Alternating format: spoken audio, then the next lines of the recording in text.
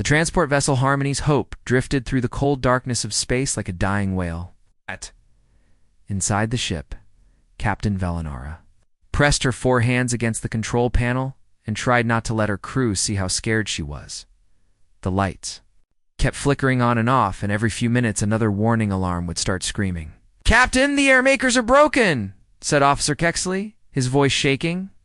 "We have maybe 2 days of clean air left for everyone." Velinara looked at the numbers on her screen. 847 passengers from 12 different worlds were on her ship. Families with children, old people, students going to school on distant planets. All of them were going to die because their hyperspace jump had gone wrong. Jump should have been easy. They had done it 1,000 times before. But something had broken in the engine room during the jump, and now they were stuck in a place where no rescue ships ever came. The outer edge of known space were only pirates, and worse things lived. "What about the emergency power?" Velinara asked. "It's keeping the basic systems running, but not the air makers, not the food makers, not the water cleaners," Kexley said. His bug-like eyes were wide with fear. "Captain, we need help. Real help." Soon, Velinara walked to the big window at the front of the bridge. Outside, she could see strange stars that no one had ever named. Her people, the Zenthari, were peaceful traders. They fixed problems by talking and waiting and being careful. But there was no time for careful now. "Should we send a distress call?" asked Navigator Thexali. She was young, with bright blue skin and hope still in her voice. "Maybe someone will hear us." The captain's stomach felt heavy. Sending a distress call in unknown space was like painting a target on their ship.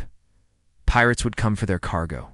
Slavers would come for their passengers. Hegemony might come just to watch them die for fun. But doing nothing meant watching all 847 people slowly run out of air. "Send the call," Velinara said quietly. "All frequencies. Tell them we are a civilian transport with families. On board, tell them we need help." Light years away, on a small metal station floating in Earth's solar system, Lieutenant Jiho was drinking his 3rd cup of coffee and trying to stay awake. Deep Space Monitoring Station, Omega 7, was not an exciting place to work. But most days, nothing happened. Space was big and empty and quiet. But today was different. His computer started making noise. Numbers began appearing on his screen. At first, he thought it was just space junk or maybe a broken satellite. Then the translation program started working, turning the strange signals into words he could understand. "Help us. Civilian transport. Life support failing. And 47 souls on board? Please help us." Jiho stared at the screen. His hands started shaking as he read the message again. This was not a joke. This was not a test. This was real aliens, really dying, really asking for help. Commander Minho shouted across the small station. "Sir, you need to see this right now." Commander Minho was a quiet man who had spent 20 years watching empty space. He walked over to Jiho's station slowly, expecting to see another false alarm. But when he read the message, his face went white.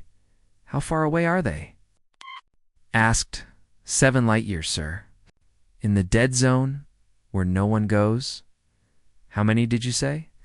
847 beings, sir. The translation says they have maybe 2 days of air left."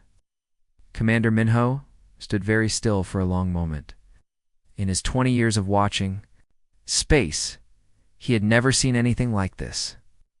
First contact with aliens was supposed to happen slowly, with scientists and diplomats and careful planning. It was not supposed to happen because someone was dying, but people were dying. Not human people, but people just the same. "Open a channel to Fleet Command," he said. "Priority Alpha. Tell them we have a humanitarian crisis that requires immediate response." The message traveled through Earth's military network in seconds. Admirals woke up from sleep. Generals left important meetings. Scientists dropped their experiments and ran to their computers. At Fleet Command, Admiral Hayen read the report 3 times before he believed it. Real aliens? Really dying? Really asking Earth for help. He thought about sending 1 ship, maybe 2. A small rescue mission with doctors and engineers. But then he remembered his training. When lives were at stake, you did not take chances. You brought enough force to guarantee success. Deploy the 3rd Expeditionary Fleet, he ordered. Full battle group. All ships, all crew. If we're making first contact, we do it right. 12 of Earth's most powerful warships began preparing for the jump to hyperspace. The largest fleet humanity had ever sent to the stars was about to launch its first mission. Not to explore, not to conquer, but to save 847 strangers who had asked for help in space. Harmony's hope continued its slow drift toward death, unaware that help was coming. Big help. Overwhelming help. The kind of help that would change everything. Harmony's hope had been floating dead in space for 47 hours, when the universe suddenly exploded with light. Captain Velanara was checking on the children in the lower decks when her communication device started screaming with alerts. Captain, to the bridge. Now. Officer Kexley's voice was full of panic. Velanara ran through the dark corridors. Past families huddled together to stay warm, past old people who were already having trouble breathing. When she reached the bridge, she stopped and stared at the main screen. 12 massive shapes were appearing out of nothing. Hyperspace jumps always made bright flashes, but this was like watching 12 suns being born at once. The ships that came out of those flashes were bigger than anything Velanara had ever seen. Mother of stars, whispered Navigator Thexali. What are those things? The lead ship was a monster made of metal and weapons. It was 3 times longer than Harmony's Hope and covered in gun turrets that could blow apart a moon. Behind it came more ships, all of them designed for war. Carriers that could hold 100 fighter craft. Destroyers with missiles that could chase a target across a solar system. Support ships that looked like they could repair or destroy anything. Surrounding us, Kexley said, his voice shaking. 12 ships in perfect battle formation. We're trapped. All around the transport ship, the human vessels moved into position like hunters surrounding their prey. Their engines glowed with deadly blue light. Their weapons powered up with sounds that made the hull of Harmony's Hope vibrate in the passenger areas. People pressed against windows to see their fate. Parents pulled children close. Old people closed their eyes and prepared to die. Everyone knew what happened when warships surrounded a helpless civilian transport. They're trying to talk. To us, reported Communications Officer Zeppiner. His tentacles were shaking as he worked his controls. The messages keep coming. Lots of words. Our translator's working, but some of it doesn't make sense. What are they saying? Velanara asked. They keep using words like secure and neutralize, and establish perimeter. They're talking about deployment and containment. Captain, I think they're planning to board us. Velanara felt her hope die. These were not rescue ships. These were conquest ships. The beings who built them came from a world so dangerous that they traveled in fleets designed to destroy planets. Now her people would be slaves if they were lucky. Food if they were not. On the bridge of the human ship Indomitable, Admiral Hayon was having a very different conversation. He stood looking at the alien vessel through his main screen, and all he could think about was how fragile it looked. Status.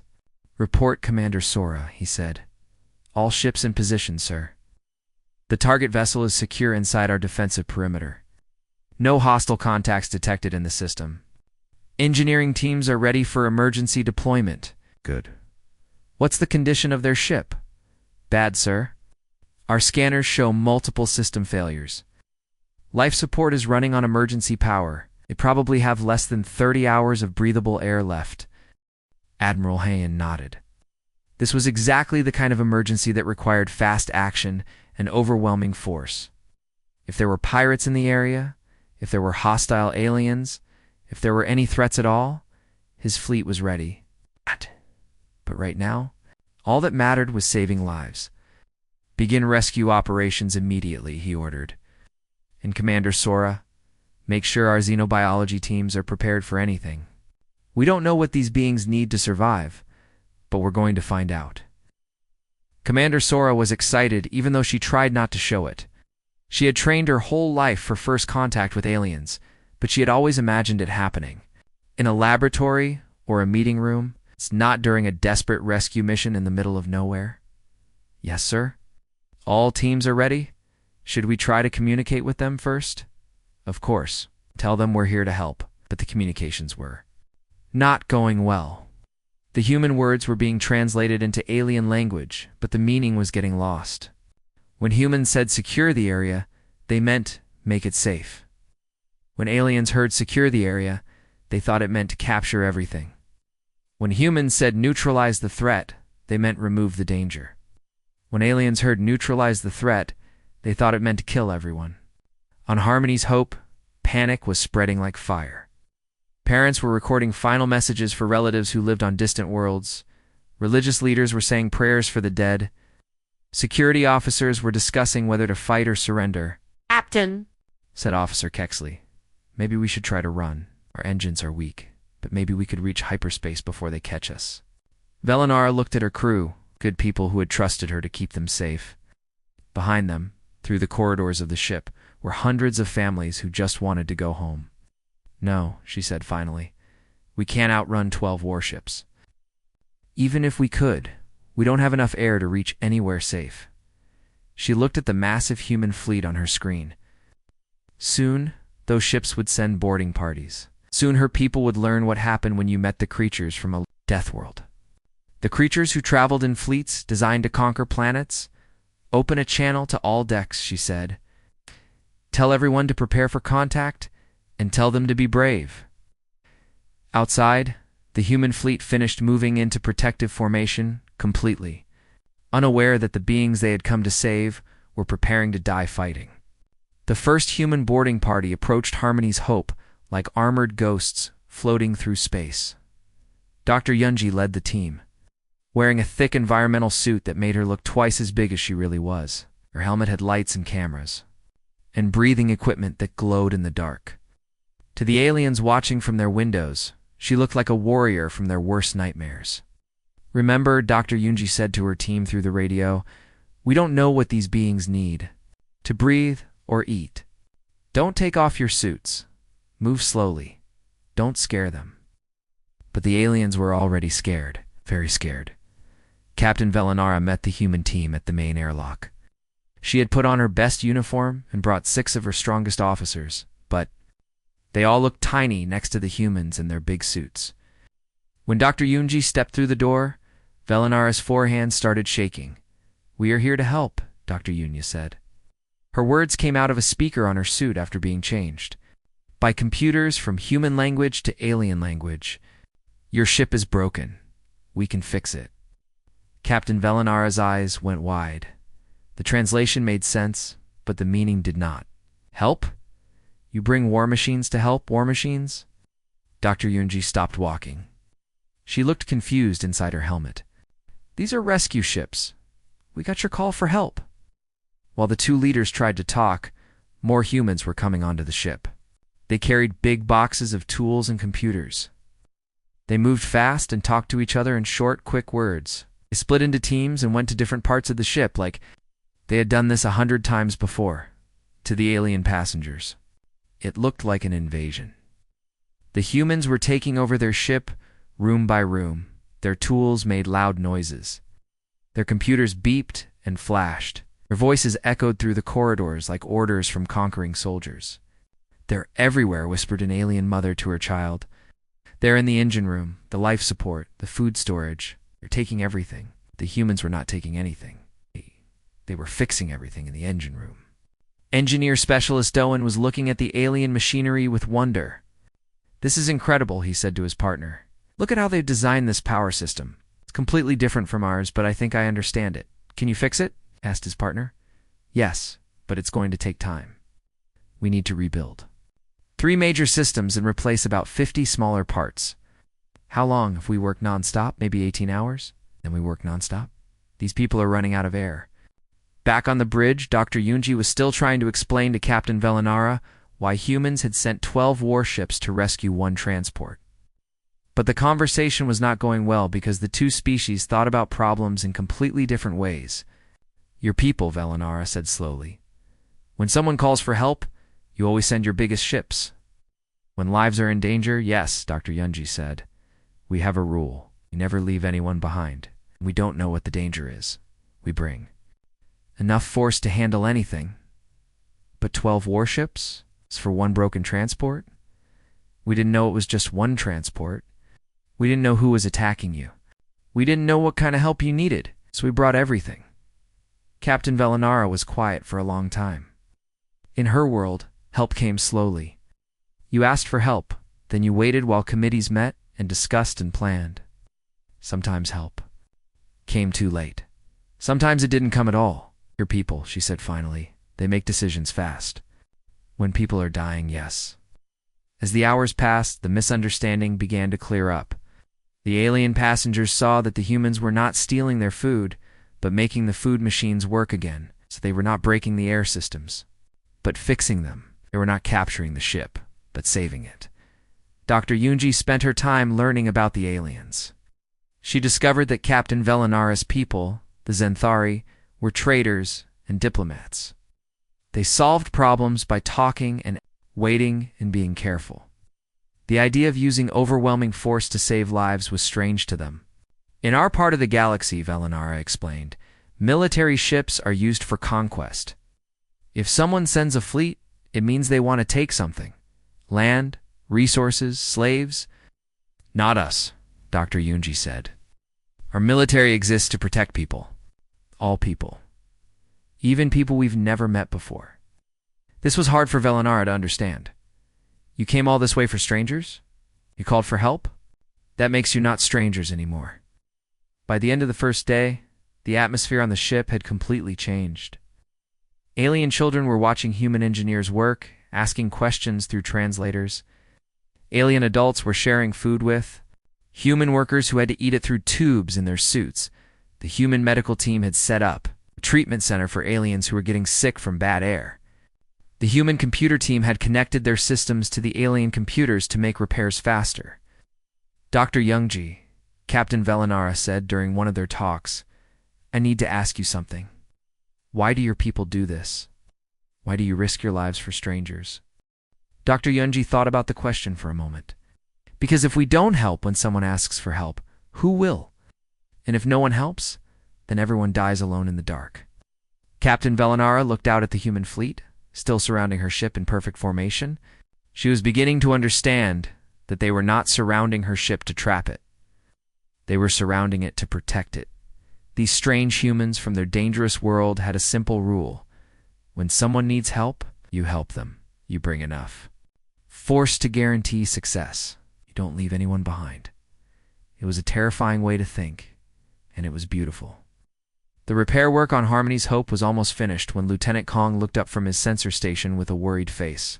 He had been watching the empty space around them for 2 days, making sure no dangers came near the rescue operation. Now something was coming. Admiral Hain, he said, his voice tight with concern. Detecting hyperspace signatures at the edge of the system. Multiple contacts. Big ones.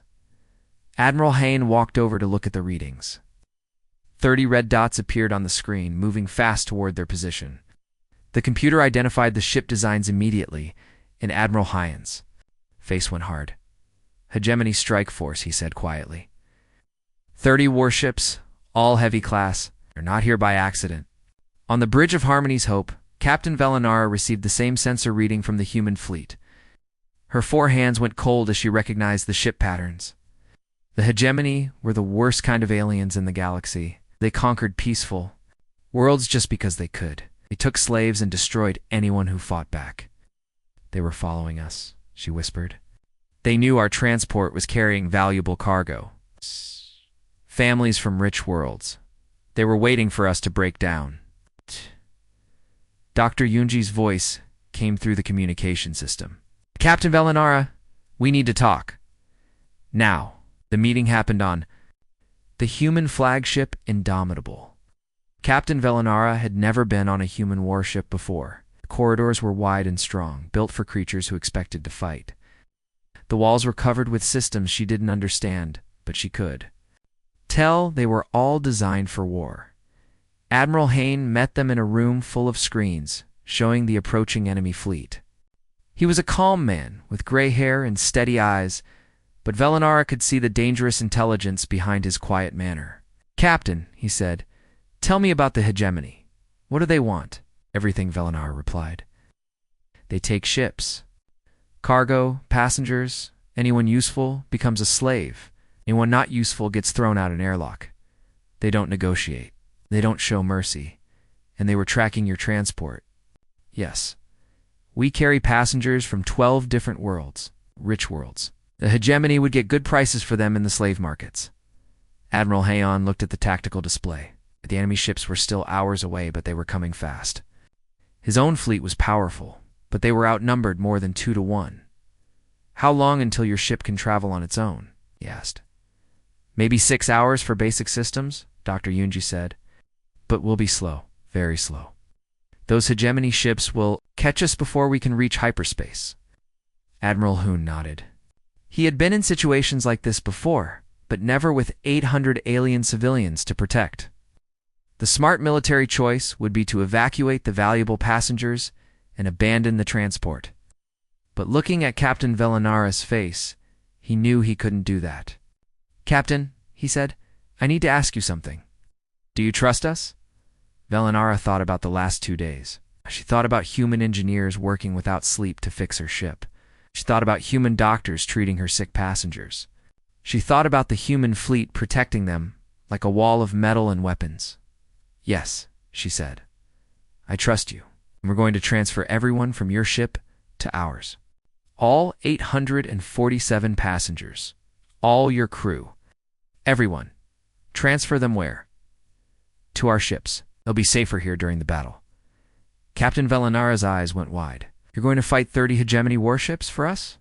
We're going to fight 30 hegemony warships for our crew, Admiral Hand corrected her. The moment your people stepped onto our ships, they became our responsibility. We protect our people. The transfer began immediately. Human shuttles flew back and forth between the ships, carrying alien families in special containers filled with the right kind of air. The process was complicated because humans and aliens needed different things to survive, but the human crews worked like they had done this 1,000 times before. Commander Sora coordinated the defensive formation while the transfer continued. All ships, prepare for engagement. Weapons hot, shields up. Protect the civilians at all costs. As the hegemony fleet got closer, their intentions became clear. Their commander sent a message that the human computers translated human ships. You are trespassing in hegemony territory. Leave now or be destroyed. The transport and its cargo belong to us. Admiral Hyan's reply was short, negative. These are not cargo. These are people under our protection. Turn around and leave, or face the consequences. The hegemony commander laughed in his response. 12 ships against 30? You Deathworld creatures are even more stupid than we heard. Prepare to die. The numbers. He was thinking about doctrine, about training, about the kind of war his people knew how to fight. The hegemony expected easy prey, a broken transport, and a small rescue force. Instead, they were about to face humanity's full military power, on the medical deck of the Indomitable. Captain Velenara watched alien children being given toys by human soldiers. She watched her people being treated not like refugees, but like family. Dr. Yunji, she said, your people are going to fight a war to protect strangers. Not strangers, Dr. Yunji replied. Crew. We never abandon our crew. Outside, 30 hegemony warships prepared to attack, confident in their superior numbers. They had no idea they were about to learn why humans were called Deathworlders. Hegemony fleet came at the humans like hungry wolves attacking sheep. Their ships moved in a loose formation, confident that 30 warships could easily destroy 12. They had fought many battles against peaceful species who surrendered quickly when outnumbered, but these were not peaceful species. Enemy fleet. Entering weapons range, reported Lieutenant Kong from his sensor station. They're spreading out to surround us. Admiral Hayon watched the tactical display with calm eyes. The hegemony ships were big and powerful, but they moved like bullies who had never fought anyone who could fight back. Their formation was sloppy. Their approach was predictable. All ships execute formation Delta, he ordered. Target there. Engines first, weapons second, life support last. We disable. We don't destroy unless we have no choice. The 12 human ships moved like dancers performing a deadly ballet.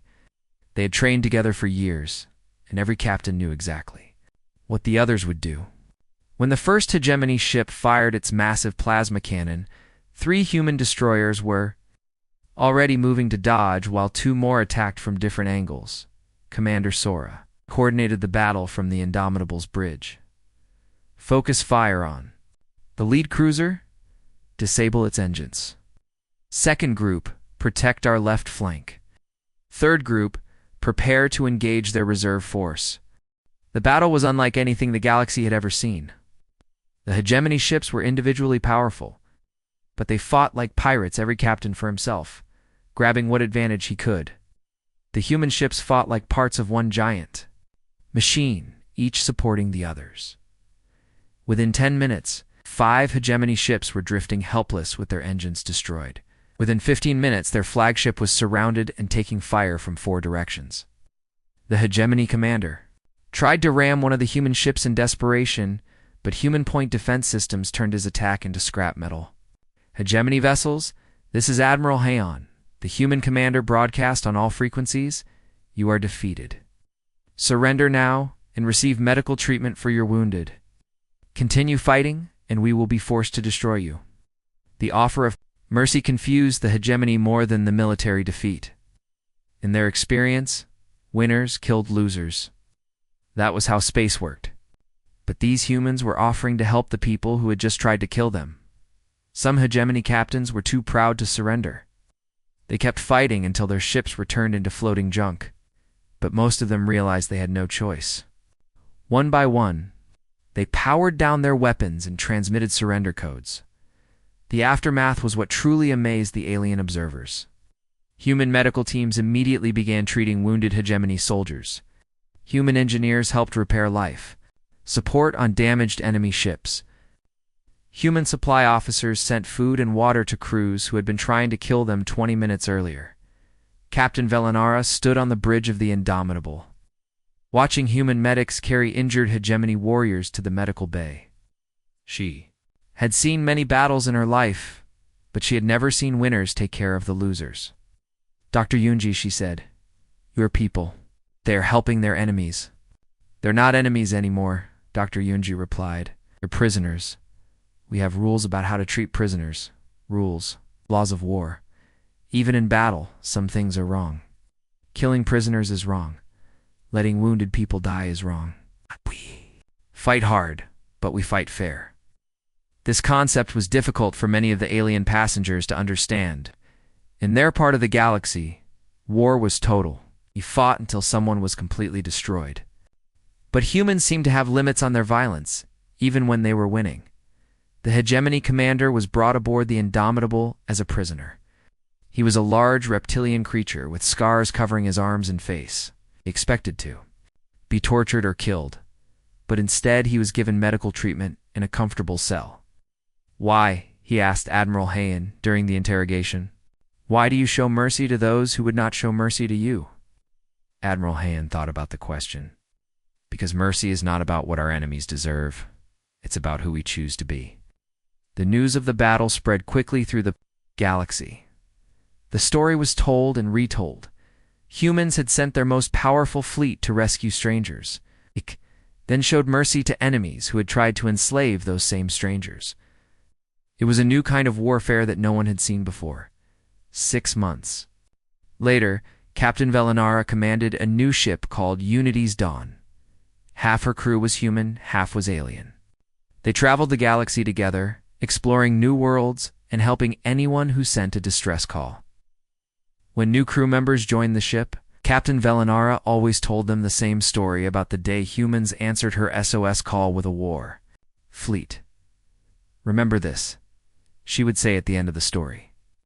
The most dangerous thing in the galaxy is not a human who wants to fight you. It's a human who heard that someone needs help. The irony of the original distress call had become clear. To everyone involved, sending the SOS had not been a mistake at all.